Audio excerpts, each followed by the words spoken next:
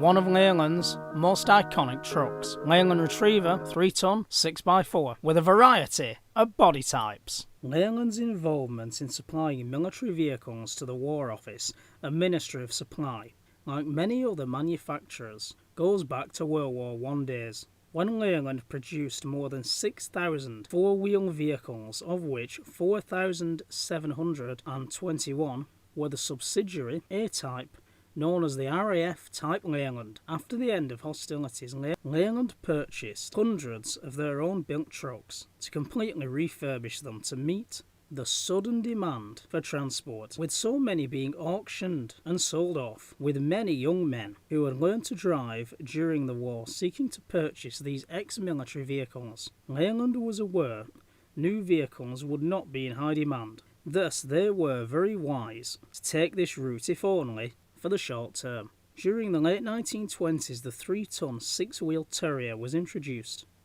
into the British Army. Early models were normal control, and later in 1936 the forward control Bung Terrier was issued. Terriers served throughout the 1930s, with gradual improvements being made to the production run until replaced by early model Retrievers, built along similar lines to the forward control Bung Terrier. The early production run of 3-ton 6x4 vehicles, including Leyland, was supplied as timber-bodied GS general service trucks, with special purpose bodies built, maintained and stored for fitment at the outbreak of war. It is safe to state the Leyland Retriever recovered the most varied body types, including GS, breakdown, gantry, camera, Coles EMA Mark 6, crane, Coles Mark V3 Series 5, darkroom, processing, Durrick, FBE machinery, recorder, pontoon, searchlight, stores and wireless. In addition to these roles, others were modified in the field, in workshops, for various appliances. So its variations of role, i.e. what type of body was put on to the chassis, are as follows: general service, breakdown gantry, recovery, camera CV2, which I would imagine is Army film unit and photography section, dark room PV2, Coles crane Mark V111 Series 5, Coles crane EMA Mark 6, Durrick, FBE bridging, machinery flat floor, machinery house type bodies, 24 kilowatt generator Royal Engineers, F-type machinery, photo mechanical, plotter and recorder, pontoon bridging, printing, searchlight, stores, wireless, B2 compressor truck for the barrage balloons, armoured, which I believe was built Derby Works to protect the factories, and last but not least of all things, a mobile church, which I believe there were 6 of these, converted from wireless-bodied vehicles that went over just after the Normandy landings. I don't know very much about them. I do have one photo in front of me though, and of course those fitted for wireless. The poles for the antenna were often fitted on the side. They were quite thin poles, but to be honest I've always wondered what it must have been like to work in a wireless truck. Probably a pretty boring job, but obviously there's a lot of traffic every day. But I like the old British wireless sets, especially the number 11 and number 19. And yeah, I've always wondered. Anyway, Leyland Beaver Eel, or known as its official name, Tender Armoured Leyland Type C, which was an armoured truck used by the Royal Air Force throughout World War II for airfield defence duties. Just like the little, I think they're called Beaverette, armoured cars that were built on Austin chassis, and the Home Guard had them as well. The Leyland Beaver Eel was one of a series of armoured vehicle types designed in 1940. No doubt we'll cover the others on this channel very soon. Designed in 1940 on the orders of Lord Beaverbrook and Admiral Sir Edward Evans for the defence of Great Britain as part of the hasty measures by the British government following the Dunkirk evacuation and the threat of invasion. The first prototype was designed, built, tested, approved, and deliveries of production vehicles commenced, all within 10 days of Admiral Evans visiting the Leyland Motors factory in June 1940. Leyland built 250 in its own factory, whilst an additional 86 were built by the LMS Derby Carriage Works, which brings us to a total of 336. The Beaver Eel consisted of an open-topped armoured body mounted on a Leyland Retriver 3-ton 6x4 chassis. The vehicle was armed with 20mm cannon and 303 machine guns, more than likely a Bren or a Lewis gun, but as it was early on in the war, I would definitely edge me bets with a couple of Lewis guns. They were intended for use by the Royal Air Force on the British mainland for aerodrome and aircraft factory defence. We also can't forget, of course, the Germans captured these trucks in North Africa and at Dunkirk, and then they would drive them over to Ukraine and then over the Soviet border for Operation Barbarossa, the 22nd June 1941. Well, after the Allies conquered Belgium, discovered that the Opel works at Antwerp was full of Bedford MWDs and OYDs being repaired. So that basically means these Leyland Retrievers, how long were they in German service for? Could some of them even have been in service at the end of the war? Possibly. And in Russia, they actually built cabs for them made of wood. I have seen photos of these, and very, very skilled craftsmen, and it does make you wonder what they would have looked like if the British would have allowed their troops or their manufacturers to make cabs for trucks that didn't have them.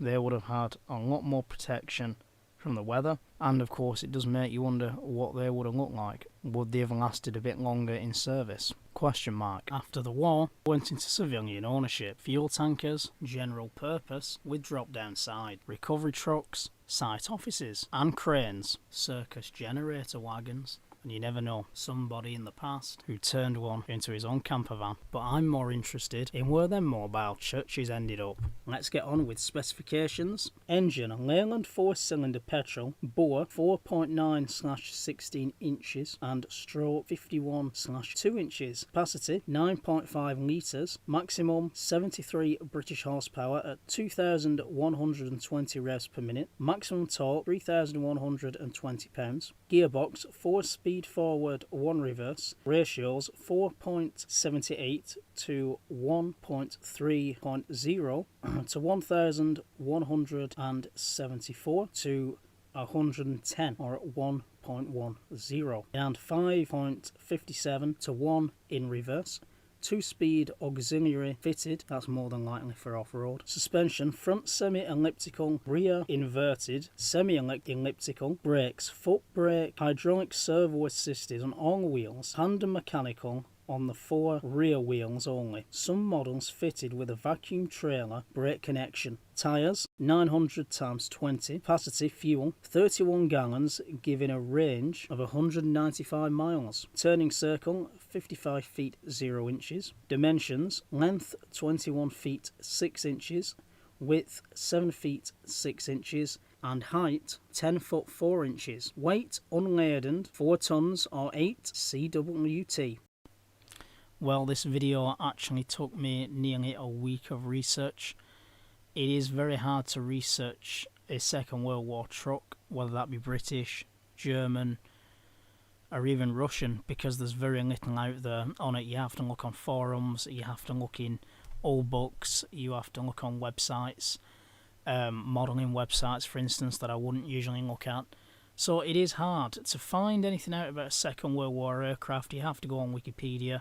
It's not always right though, so you still got to consult your old books. So it's much easier. I can do one of them videos within 5 hours, but one of these videos, it takes a lot of research. But there is very few YouTubers who cover this subject because they deem it to be very boring. But without these trucks, and of course without the RASC, the British supply line, then we wouldn't have won the war. I know it's the infantry who fight, but in my opinion, these guys are the real heroes. So one of my 2 new series on this channel will be about Second World War trucks, hands down. That's a definite. I have had to put Albions in place of Leyland Retrievers on some of the photos because the body types, there is no photos that I can find on Google or even in the 10 books that I've got to do with military soft skins.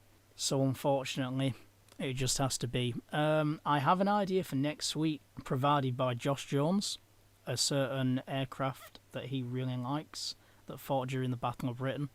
You probably won't be able to guess what it is, but I'll give you a clue. It's definitely not the Spitfire. But if you can help me out by suggesting a vehicle for the week after, I do already have a few ideas. My friend in Australia used to drive a Renault Gardini for his rallying days in the Outback. But like I say, if you could give me any suggestions, it would help the channel. And yeah. So I'm looking forward to editing the new video, and fingers crossed I will get that video out on Saturday. And don't forget, if you are a fan of trucks, check out my main channel, Truck Talk Videos, Monday night. I'll see you there. Have a good one. Ta-da. So right now we have about 217 subscribers. I would have loved to have got this video out on the day that we got 200, but because of the research, well, just couldn't be done. Hopefully on the 300 subscriber video, it will be an easier video to research. So let's just say the PBY Catalina.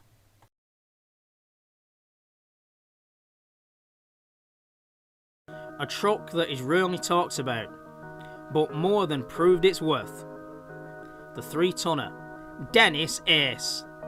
Although Dennis Brothers of Guildford in Surrey had been a major supplier to the civilian transport system in the years before World War II, with a range of commercial vehicles including trucks, buses and fire equipment, an involvement in building military vehicles was on a very limited scale. Following the outbreak of war, Dennis was contracted to supply a small number of vehicles for military purposes.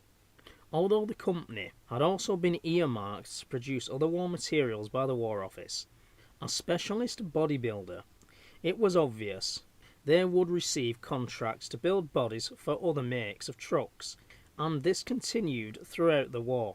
It is of course well known that they produced large numbers of towed trailer pumps for the National Fire Service, something that Dennis was well versed in. The military vehicle range was based on a pre-war commercial design. The 3-ton hydraulically ended tipper was one of these based on the pre-war Dennis Ace, one of my all-time favourite trucks. The vehicle incorporated tipping gear by Edbro and featured a single telescopic ram driven by a PTO from the gearbox. It actually doesn't look like you can get much in one of them tippers.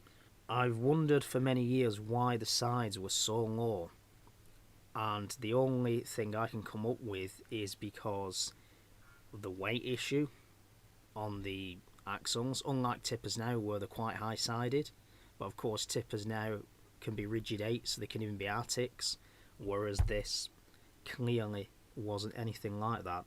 So that's the only solution I can come up with.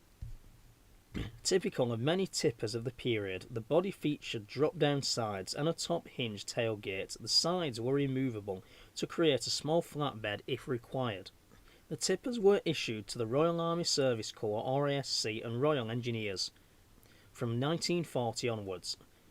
A long wheelbase 3-ton vehicle featuring the same cab and issued as a slurry tanker for use on military establishments. It was in fact a direct copy of the pre-war civilian model, but featured with a military radiator bush bar, just like on the Bedford OYDs for instance. Wartime lighting and some with an observation hatch in the cab roof, plus the usual military paint scheme. They were issued to all 3 of the services. The only other type that surfaced on the model in our mobile telephone exchange with a large box body with custom built cab with protruding roofline. In under petrol tanker, the Air Ministry put forward a specification for a 30 to 40 CWT general service vehicle to Dennis, who produced the AM 30/40 4x2 GS truck utilising many commercial components. This vehicle, designed as a load carrier, was also used as a towing tug, a bit like auto cars. and for this purpose it was fitted with a vacuum trailer brake line and a heavy-duty towing pin. It is not clear how many were built, but according to records, they almost all served on UK home bases. That being said though, there is a little bit of footage with the tipper version actually going over to Normandy. Body versions: tipper, slurry tanker, RB10 excavator, petrol tanker and telephone exchange.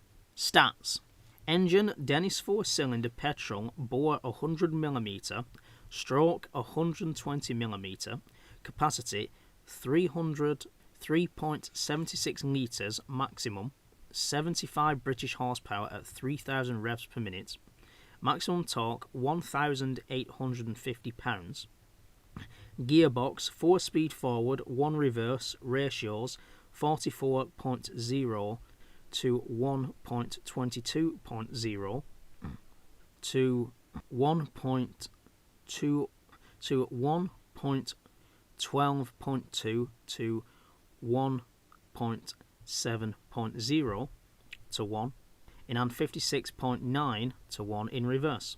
Suspension front and rear semi-elliptical, brakes foot hydraulic on all wheels, hand mechanical on rear only. Tyres 32x6 dual rears, capacity 20 gallons giving a range of 160 miles. Capacity 20 gallons giving a radius of 160 miles.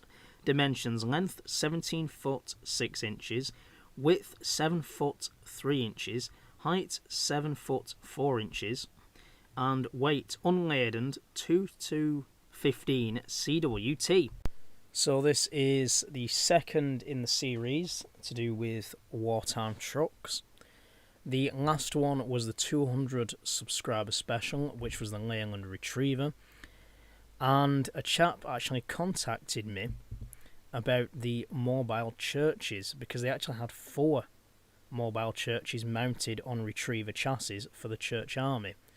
So anyway, he contacted me and said there's no models of these, and I'm thinking about getting the kit, the 132 scale kit, and then building my own body. Now, can anyone actually tell me in the comments if there is any kits out there of these Dennises, or is there any die-cast out there? I'd be very interested to know. And you never know, maybe one day my model collection will appear on this channel, because after all, they have vehicles and it is vehicle history. So we'll see. The perfect vehicle for this Remembrance Sunday: the Guy Lizard Armoured Command Vehicle of 1940.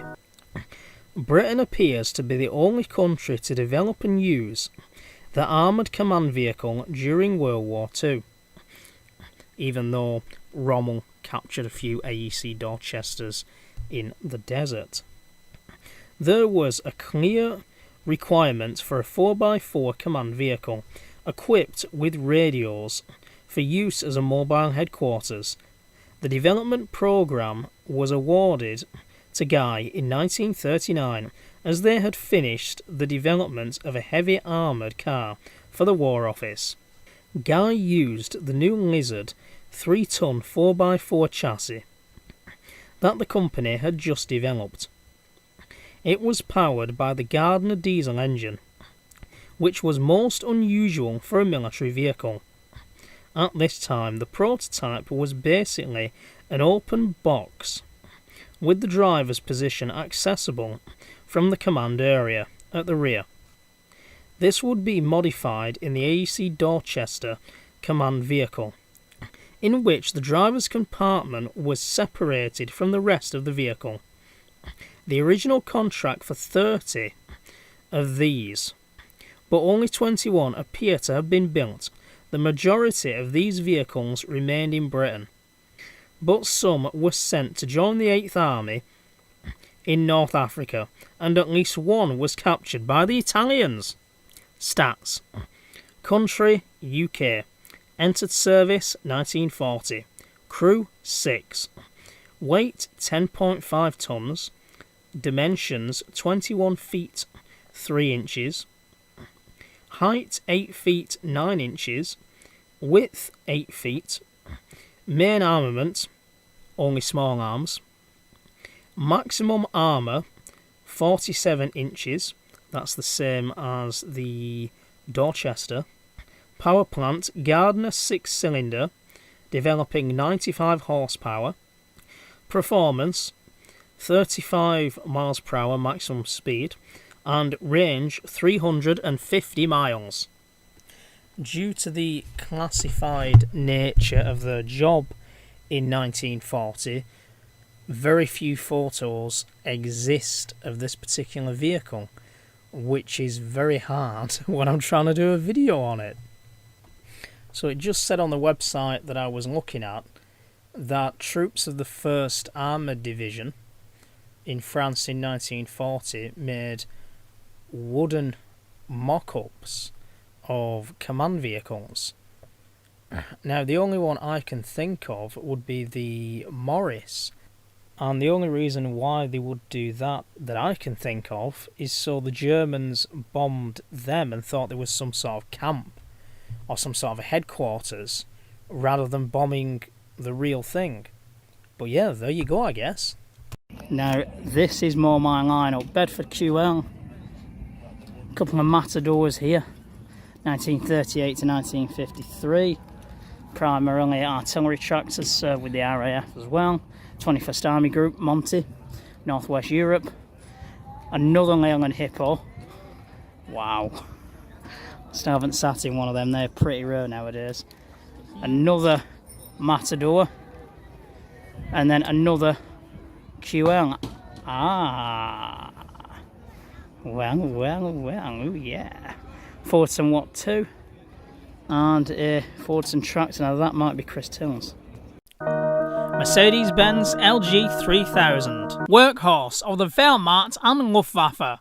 Daimler-Benz, being one of the largest German automotive manufacturers in the pre-war years, was not happy at not being invited to compete in the 1926 Reichswehr competition for a 3-axle truck in the 3-ton class. Their own pride and a belief in their own abilities made them decide to develop a new truck in the class independently of the competition. The lorry they came up with was, as per the Reichswehr's requirements and specifications, a 3-axle 2x4 configuration, a 3-ton design that they gave the designation of Mercedes-Benz LG63. Development began in 1934, and they even managed to produce the first 3 prototypes the same year, with a further 7 prototypes the following year. Once the Nazis took over Germany, it was not long until they started a major program of rearmament, and as such the number of lorries required in the 3-ton class increased exponentially. The demands became more than the original contracted companies could supply, but to look for additional sources of supply, and it didn't take long for Mercedes to take advantage of this situation and offer their other type. In either type, LG63, the finalised design of the LG63 that entered production was renamed the LG3000 and was originally produced for civilian customers. Many were sold to corporations in and to the national industries service sector, such as the Reichspost and Reichsbahn, which is of course the German railways.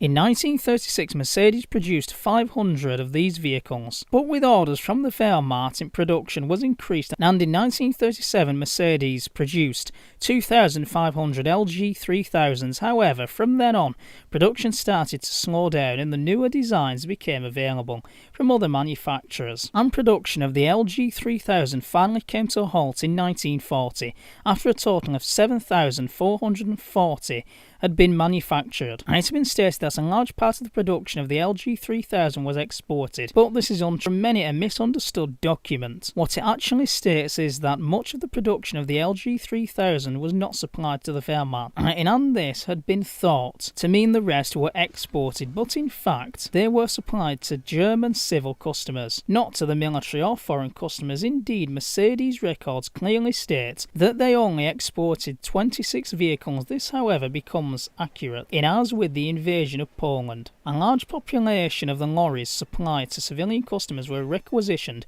by the German armed forces, with the Luftwaffe being the recipients of the bulk of these requisitioned vehicles. And lastly, as with most other German truck manufacturers, the LG3000 was offered in many different forms, and the chassis were supplied with many different body types, from the common wood load bed with an open top to a communications vehicle fitted with sophisticated electronic equipment housed in a cabin, replacing the normal cargo bed. Engine power and displacement: Daimler-Benz OM67 diesel 95 horsepower, 7,413 cc's. Years of manufacture: 1934 to 1940. Production quantity: 7,440 plus test vehicles. They were also used as Bowsers for the Luftwaffe and airfield crash tenders. Also featuring in Top Secret 1984 and Indiana Jones Raiders of the Lost Ark, even though that one was a replica.